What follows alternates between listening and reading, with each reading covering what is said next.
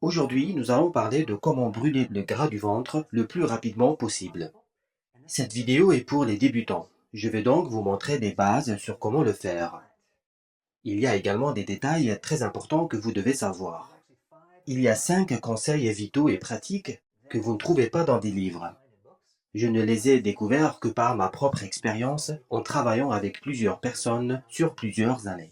Je vais donc les démontrer et les rendre simples pour vous, car beaucoup de personnes sont submergées de toutes sortes de détails sur comment faire un régime cétogène. Ça devient compliqué et certaines personnes vont tout simplement abandonner. Je vais donc vous montrer les 5 choses les plus importantes sur lesquelles vous devez vous concentrer afin que vous ayez du succès dès le début et surtout d'éviter, comme dans le cas de beaucoup de personnes, ce fameux plateau qui les empêche de passer à travers certaines phases. Il est très important de toujours apprendre des erreurs des autres afin que vous n'ayez pas à les refaire. Dans cette vidéo, je vais me concentrer uniquement sur les choses les plus importantes. Cependant, pour toutes ces questions et ces détails, j'ai beaucoup d'autres vidéos que vous pouvez regarder plus tard. Bon, quel est donc le but d'un régime cétogène? Eh bien, c'est de faire baisser le plus possible le taux d'insuline. Si votre taux d'insuline est bas, vous allez obtenir un maximum de brûlage de gras et vous allez avoir un maximum de cétose. Les cétoses est la situation dans laquelle le corps produit des cétones à base de la graisse du corps. Donc, plus vous générez des cétones, plus vous brûlez de gras et plus rapidement vous allez éliminer la graisse de votre ceinture abdominale. Au plus haut niveau du céto, vous devez prendre en considération les macronutriments et les glucides également. Certains disent qu'il faut prendre des glucides entre 30 et 50 grammes, mais je vais vous suggérer d'en prendre moins de 20 grammes, surtout si vous voulez accélérer le processus. Quant aux protéines, vous devez consommer entre 3 et 6 onces par repas, mais cela varie selon votre grandeur, votre métabolisme, votre âge, ainsi que le nombre de repas que vous prenez par jour. Si vous prenez un repas par jour, vous devez consommer plus de protéines pendant ce repas. Et si vous faites du culturisme ou énormément d'exercice, vous devez alors consommer plus de protéines. Mais pour une personne moyenne, juste prendre une quantité de protéines équivalente à la paume de votre main pour rendre cela simple. Maintenant, concernant les gras, vous devez consommer 75% de vos calories en gras. Mais qu'est-ce que cela veut dire, 75% de vos calories? Cela représente combien en grammes ou en onces? Dans cette vidéo, je ne vais pas rentrer dans la complexité de mesure de différents grammes pour vos macronutriments. Je vais donc simplifier cela pour que vous sachiez combien de matières grasses vous aurez besoin. Le conseil numéro 1, au lieu de compter vos gras en calories, il est plus facile de consommer certains glucides dont vous n'aurez pas à compter.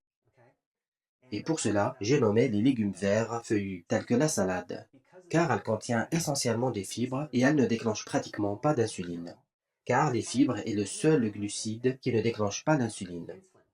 Lorsqu'on parle de la salade, on n'a donc pas à calculer le nombre de glucides. En fait, je vous recommande fortement de consommer une grande quantité de salade, au moins 5 bols par jour, et ce n'est pas difficile à faire.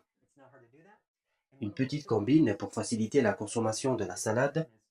On utilise le hachoir à salade afin de la découper en petits morceaux et la rendre plus facile à consommer. À la place donc de se retrouver dépassé par tous ces glucides, consommez des glucides végétaux tels que la salade et vous n'aurez plus à compter vos glucides. Vous pouvez également y ajouter d'autres choses comme le fromage feta par exemple, ou même de l'huile d'olive ou la vinaigrette. Assurez-vous que cette vinaigrette ne contient pratiquement aucun glucide. Vous pouvez trouver beaucoup de vinaigrettes dans les commerces qui sont sans glucides. Toutefois, il y en a d'autres qui sont très chargées en sucre et cela peut être un vrai problème caché.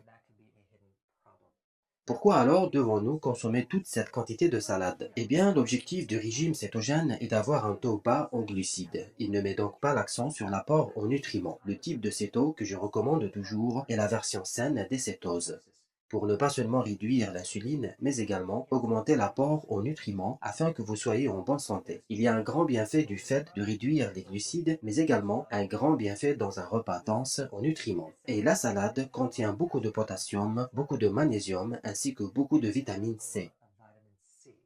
Et bien d'autres vitamines telles que la vitamine K1, l'acide folique et contient énormément de phytonutriments qui sont au-delà des vitamines, des minéraux et des oligo-éléments. La consommation donc d'une large quantité de salade dans un programme céto va vous apporter des nutriments afin de prévenir les crampes céto au niveau des mollets. Ça aide à prévenir la fatigue céto, la grippe céto également. Et cela va améliorer la résistance à l'insuline, ce qui va diminuer encore plus le taux d'insuline tout en vous procurant de l'énergie. En guise de remarque, je recommande toujours de consommer la salade en premier. et ce, afin de ne pas trop manger de protéines.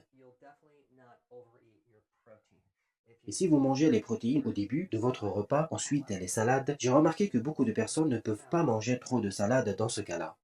Si vous avez de la difficulté à consommer autant de salades, mangez alors autant que vous pouvez, et vous pouvez en compenser avec une bonne poudre d'électrolyte. Je n'ai pas de parti pris et je ne possède aucune marque de poudre d'électrolyte, mais je veux vous dire que cette marque présente la meilleure qualité dans le commerce. Le premier conseil est donc de consommer la salade au début du repas. Le deuxième conseil concerne les protéines. Il y a pas mal de choses utiles que vous devez savoir. Vous pouvez commencer par une protéine de la taille de la paume de votre main. Et si vous êtes une grande personne ou une petite personne, prenez-en alors plus. Et si vous êtes une personne âgée avec un métabolisme lent, prenez-en alors en moindre quantité. Si vous consommez trop de protéines, vous allez vous sentir faible et cela va ralentir les cétoses également. De la même façon que si vous ne mangez pas assez de protéines, vous allez alors vous sentir fatigué car votre corps a besoin d'une certaine quantité de protéines. L'élément clé avec les protéines est de ne pas consommer des protéines faibles en gras. Trouvez les protéines qui contiennent le plus de gras. Le gras vient naturellement avec les protéines. Et si vous voulez consommer un hamburger, j'en consomme énormément d'ailleurs, choisissez le hamburger le plus gras possible. Et si vous voulez consommer du poisson, ne choisissez pas le poisson le plus maigre. Prenez du saumon ou des sardines à la place. Les deux sont élevés en gras et c'est beaucoup mieux que le poisson maigre. Et si vous voulez manger du poulet, ne prenez pas juste la poitrine sans peau, mais prenez plutôt les parties du poulet qui contiennent la peau et le gras. Mais pourquoi donc? Eh bien, si vous consommez des protéines maigres, cela va stimuler plus d'insuline que si vous aviez mangé des protéines grasses. En fait, ce qui stimule l'insuline à un niveau très élevé sont les protéines whey, car il n'y a aucun gras dans la whey. Et c'est le type de protéines que je ne recommande pas du tout. Essayez donc de consommer les protéines qui contiennent le plus de gras. Le porc contient le plus de gras parmi toutes les autres viandes. Si vous aimez les steaks, essayez de consommer le gras qui vient avec les steaks. Le troisième conseil concerne le gras. Si vous êtes nouveau dans le régime céto et que vous venez de commencer, il est très important d'augmenter la quantité de gras dans chaque repas. Comme par exemple, consommer plutôt des noix. J'aime bien les noix de pécan, mais vous pouvez aussi consommer d'autres types de noix. Vous pouvez aussi consommer les noix de macadamia. Il y a aussi les olives et les avocats. Vous pouvez mettre plus de l'huile d'olive dans votre salade. Il y a aussi de l'huile de TCM. Mais si vous consommez tous ces gras, est-ce que cela va ralentir votre perte de poids? La réponse est oui. Car l'objectif initial du programme CETO est de ne pas nécessairement déclencher la perte de poids en premier lieu, mais plutôt de faire comme ceci. Je vous invite à avoir toute votre attention pour ce qui suit. C'est très important de faire du jeûne intermittent avec un programme CETO sain. Mais pourquoi? Eh bien, si vous voulez mesurer votre taux de cétone dans le sang, l'échelle varie entre 0 et 7 ou 8. Si par exemple vous faites un régime céto sans jeûne intermittent, vous n'allez probablement pas dépasser le niveau 3 sur l'échelle des cétones. Plus vous montez dans l'échelle, plus il y a des cétoses et plus vous brûlez de la graisse. Plus l'échelle est basse, moins vous allez avoir de cétose. Si vous voulez donc atteindre le chiffre 4 ou même 6, vous devez alors ajouter du jeûne intermittent et potentiellement de l'exercice. Mais on ne parle pas de l'exercice pour le moment, on va juste se concentrer sur le jeûne intermittent. La combinaison donc d'un régime bas en glucides avec le régime intermittent est très puissante si vous voulez vous débarrasser rapidement de la graisse du ventre. Et pour faire cela très facile et sans avoir faim ou des fringales tout le temps, la première stratégie est donc d'ajouter plus de gras dans le repas afin que vous puissiez résister plus longtemps et pouvoir ainsi commencer le jeûne intermittent. Le premier objectif est de sauter le petit déjeuner pour durer le plus longtemps possible et prendre votre premier repas à midi et le deuxième à 6 heures du soir. Avec le temps, vous rapprochez ces deux repas ensemble le plus possible. Certaines personnes sautent aussi le repas du midi et ne prennent qu'un seul repas par jour. Lorsque vous mangez ce gras dans votre repas, vous allez être rassasié et après 2 à 3 jours, vous n'allez plus du tout ressentir la faim et vous allez perdre votre appétit. Pourquoi? Eh bien, vous allez être en mesure de jeûner plus longtemps et vous allez être plus dans le mode cétose. En d'autres termes, votre corps commence à brûler ses propres graisses, ce qui est un nouveau concept pour beaucoup de personnes. Mais voici le prochain point. Ne mangez tout simplement pas si vous n'avez pas faim. Beaucoup de personnes gâchent leur programme, car ils mangent par habitude. On leur a indiqué combien de repas à prendre par jour et de réduire les glucides, mais elles ne perdent pas de poids pour autant et elles mangent alors qu'elles n'ont même pas faim. C'est une grosse erreur. Si vous n'avez pas faim, ne mangez tout simplement pas. Pourquoi gâcher votre processus de brûlage de graisse? Je veux dire, vous avez finalement réussi à réduire les glucides, votre corps consomme sa propre graisse et se débarrasse du gras du foie et de votre section médiane et vous n'avez plus faim car en réalité votre corps est en train de manger sans que vous mangez et tout d'un coup vous grignotez quelque chose. Et maintenant vous allez avoir faim un peu plus tard. Car à chaque fois que vous mangez, vous allez vous sortir du mode cétose et ce indépendamment de ce que vous avez mangé. Tout simplement parce que le fait de manger déclenche l'insuline et un taux élevé d'insuline bloque la phase de cétose. Et c'est la raison pour laquelle vous devez faire du jeûne intermittent et voilà pourquoi cette règle est si importante.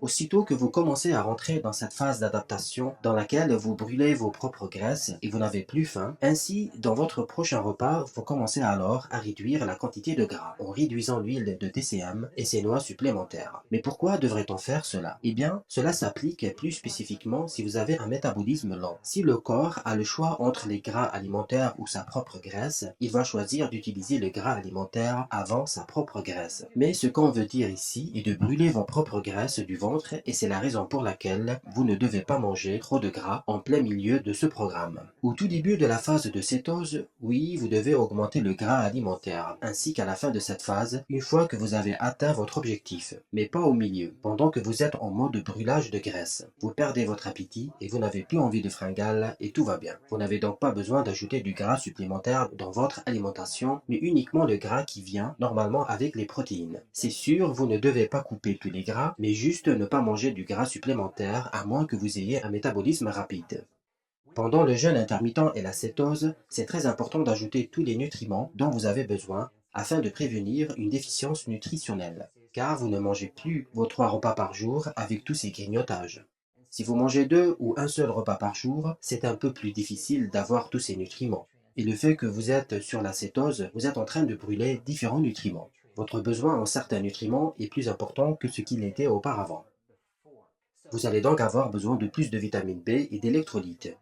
Une des bonnes sources de vitamine B est la levure nutritionnelle. Je ne suis pas en train de vous demander de consommer ma marque de levure nutritionnelle. Vous pouvez vous procurer n'importe quelle levure nutritionnelle, juste à vous assurer qu'elle n'est pas fortifiée avec des vitamines synthétiques. Les vitamines B sont très importantes, les électrolytes également, ainsi que le sel de mer. C'est très important. Si vous ne consommez pas plus de sel de mer, vous allez vous sentir faible. Prenez-en note et commencez à ajouter le sel de mer dans vos repas. Et si vous mangez une grande quantité de salade dans ce repas, le besoin en électrolytes ne sera pas si important, car la salade va vous apporter le potassium, le magnésium, ainsi que d'autres minéraux. Bon, le 5e point, on aimerait bien que cela soit un changement de style de vie tout aussi agréable. Le fait que vous allez améliorer vos fonctions cognitives, votre énergie va s'améliorer, vous allez aussi améliorer votre humeur et votre ventre va s'aplatir. Tout cela va vous rendre plus heureux et vous allez vous sentir mieux dans votre peau. Cependant, beaucoup de personnes vont avoir envie des aliments plaisir. Personnellement, après mon repas, j'ajouterai du chocolat faible en glucides. Vous pouvez le faire aussi, comme par exemple le chocolat de Lys. Il y a plein d'autres marques de chocolat faibles en glucides. J'ai donc tendance à manger un peu de chocolat après mon repas, mais pas une barre complète, peut-être juste la moitié. Et honnêtement, ça procure un certain plaisir. Autre chose que vous pouvez faire, quelquefois dans la semaine, vous pouvez faire un dessert céto. C'est très agréable. Je vais mettre un lien en bas sur certaines recettes. Comme ça, vous allez au moins manger un dessert sain. En résumé, si vous faites ces 5 points, vous allez avoir des résultats considérables. Mais vous allez quand même avoir beaucoup de questions. Et j'ai beaucoup de vidéos qui peuvent répondre à vos questions. Mais pour cette vidéo, je ne voulais juste pas vous submerger de tous ces détails. Je veux que vous gardiez cela simple et pratiquez sans avoir à lire toute une encyclopédie de détails. Il serait mieux que vous commenciez dès maintenant tant que c'est encore frais dans votre tête. Et si vous avez des questions, j'ai eu une vidéo pour chaque question que vous aurez. Il reste 2 points supplémentaires que j'aimerais mentionner. Si quelque chose fonctionne pour vous, ne changez donc rien. Certaines personnes vont bon train avec leur plan et tout d'un coup, elles apportent un changement. Mais pourquoi? Ça fonctionne bien pour vous, continuez sur le plan. Mais en revanche, si quelque chose ne fonctionne pas, alors là, il faut y apporter un changement. J'ai beaucoup de vidéos au sujet du plateau que vous pouvez regarder à votre aise. Le dernier point, qui est probablement le plus important, c'est ce concept de ne pas perdre du poids pour rester sain, mais il faut plutôt être en bonne santé afin de perdre du poids. Soyez en bonne santé d'abord. Ensuite, la perte de poids vient toute seule. Et c'est sur quoi il faudrait rester focalisé, la version saine de cette ose. Pour rester en bonne santé et garder cela très simple, j'ai produit une liste d'étapes 1, 2 et 3 que j'aimerais que vous regardiez aussitôt. Regardez-la et commencez maintenant et envoyez-moi vos expériences à succès.